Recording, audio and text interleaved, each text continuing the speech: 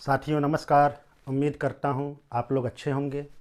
साथियों, आज हम लोग आधुनिक भारत के इतिहास के अंतर्गत प्रथम आंग्ल मैसूर युद्ध, द्वितीय आंग्ल मैसूर युद्ध, तृतीय आंग्ल मैसूर युद्ध और चतुर्थ आंग्ल मैसूर युद्ध के विषय पर चर्चा करेंगे। साथियों, चलिए शुरुआत करते हैं।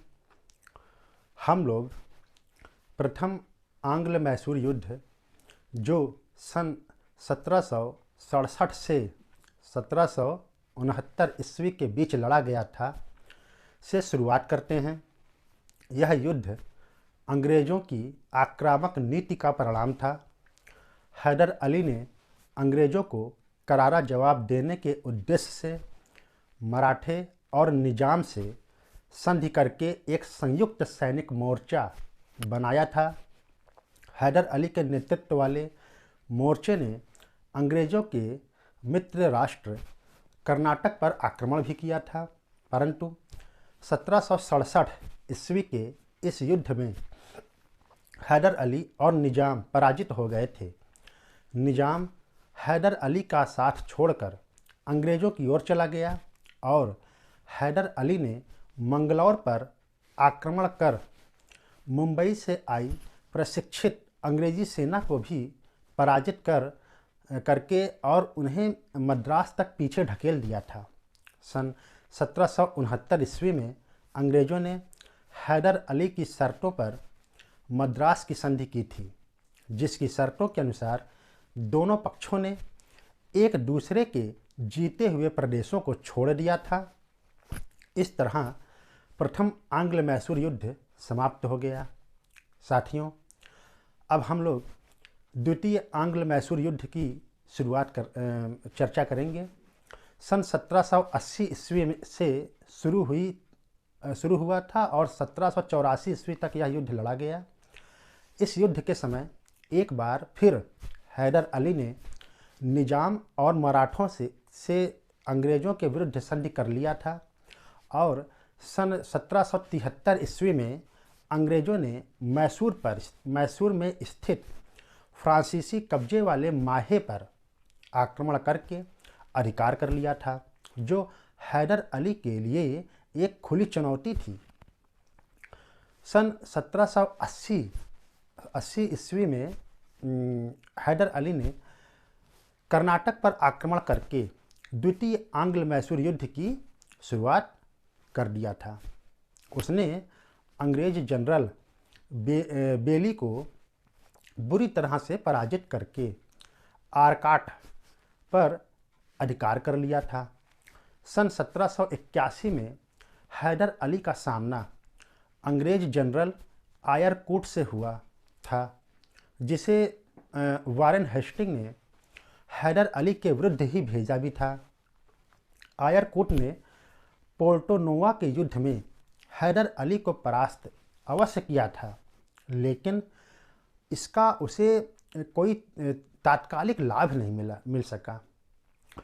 सन 1782 ईस्वी में हैदर अली एक बार फिर अंग्रेजी सेना को पराजित करने में सफल हो गया, लेकिन युद्ध में घायल हो जाने के कारण 7 दिसंबर 1782 ईस्वी को हैदर अली की मृत्यु हो गई थी। हैदर अली की मृत्यु के बाद युद्ध के संचालन का भार उसके पुत्र टीपू सुल्तान पर आ गया। उसने अंग्रेजी सेना के ब्रिगेडियर मैथ्यूज़ को 1783 ईस्वी में बंदी बना लिया था। सन 1784 ईस्वी तक टीपू सुल्तान ने द्वितीय युद्ध को जारी रखा और अंत में दोनों पक्षों में मंगलौर की संधि संपन्न हो गई, जिसके तहत दोनों पक्षों ने एक दूसरे के जीते हुए प्रदेशों को वापस कर दिया था। साथियों, टीपू सुल्तान सन 1782 ईस्वी में अपने पिता हैदर अली की मृत्यु के बाद मैसूर की गद्दी पर बैठा। राजनीतिक दूरदर्शिता में वह अपने पिता की ही तरह था। अपने पिता हैदर अली के समान ही था। टीपू सुल्तान एक पढ़ा लिखा योग्य शासक था। इसे अरबी, फारसी, उर्दू एवं अन्य भाषाओं का भी ज्ञान था। उसने अपने नवीन प्रयोगों के अंतर्गत नई मुद्राएं, नई माप तौल की इकाइयाँ और नए संवत का भी प्रचलन करवाया था। टीपू सुल्तान ने अपने पिता हैदर अली के विपरीत खुलेआम सुल्तान की उपाधि धारण कर लिया था और 1787 में अपने नाम से सिक्के भी जारी करवाया था। साथियों, तृतीय आंग्ल मैसूर युद्ध, जिसकी शुरुआत 1790 ईस्वी से होती है और 1792 ईस्वी तक यह समाप्त हो जाता है, टीपू सुल्तान के समय लड़े गए इस युद्ध का कारण अर्थात तृतीय आंग्ल मैसूर युद्ध का कारण अंग्रेज़ों द्वारा टीपू सुल्तान के ऊपर इस आरोप को लगाकर तैयार किया गया था कि उसने फ्रांसीसियों से अंग्रेज़ों के विरुद्ध गुप्त समझौता कर लिया है और त्रावणकोर पर टीपू सुल्तान ने आक्रमण भी किया था। अंग्रेज़ों ने मराठों और निजाम के सहयोग से श्रीरंगपट्टनम पर आक्रमण भी किया और मेडोज के नेतृत्व में टीपू सुल्तान को पराजित भी कर दिया था। अंग्रेज़ों और टीपू सुल्तान के बीच मार्च 1792 ईस्वी में श्रीरंगपट्टनम की संधि संपन्न होती है। संधि की शर्तों के अनुसार टीपू सुल्तान को अपने राज्य का आधा हिस्सा अंग्रेज़ों और उसके सहयोगियों को देना पड़ता है। साथ ही युद्ध के हर्जाने के रूप में टीपू सुल्तान को 3 करोड़ रुपए भी अंग्रेज़ों को देना पड़ा था। श्रीरंगपट्टनम की संधि में यह भी शामिल था कि जब तक टीपू सुल्तान 3 करोड़ रुपए नहीं दे देंगे, उसके दोनों पुत्रों को अंग्रेज़ों के कब्जे में रहना पड़ेगा। तृतीय आंग्ल मैसूर युद्ध के परिणाम स्वरूप मैसूर आर्थिक और सामरिक दृष्टिकोण से इतना कमज़ोर हो गया था कि टीपू सुल्तान के लिए इसे अधिक दिनों तक स्वतंत्र रखना मुश्किल हो गया था। साथियों, अब हम लोग 1799 ईस्वी में लड़े गए चतुर्थ आंग्ल मैसूर युद्ध की चर्चा करेंगे। इस युद्ध के समय टीपू सुल्तान ने अंग्रेज़ों से मुकाबले के लिए अंतर्राष्ट्रीय सहयोग लेने की दिशा में प्रयास किया था। इसने नेपोलियन से भी पत्र व्यवहार किया था।